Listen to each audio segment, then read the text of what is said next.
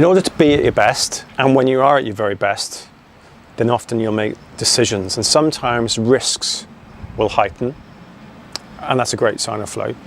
Also, when you're additive, so you say yes to things, yes and rather than no but, which is great. Now, there are two factors we really need to think about, and let's not shy away from it. We need risk, and we need to build and make additions, that yes versus no mentality.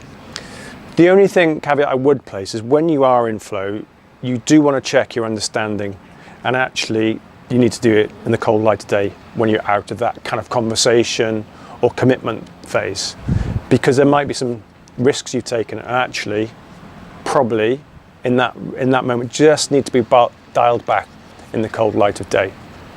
Give you an example, I was writing one of these postings recently, and I had my music on and I was off. I was in my complete own world, and I wrote some stuff, and I knew it when I was in that moment. I thought, this is good stuff, and I also knew that I had to review it. There's no way I was going to post that straight away, because it was pretty wacky at times, pretty crazy, quite lyrical. The narrative was pretty rhythmic rather than being sometimes a bit more objective, if you like.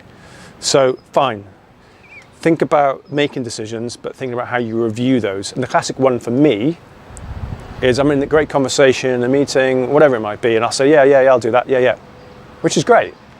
And sometimes I've probably said yes to too many things or the wrong things. So just check your decision making, check there hasn't been a risk in there, check there hasn't been too many yeses in the moment, and just build that into your practice. Think about, sounds great, got some great things on the list, let's reconvene tomorrow, or I'll get back to you, I'll follow up with an email, whatever it might be, just to give you that space. It's a paradox outside of when you've been at your best, because sometimes you can check yourself when you need to check yourself.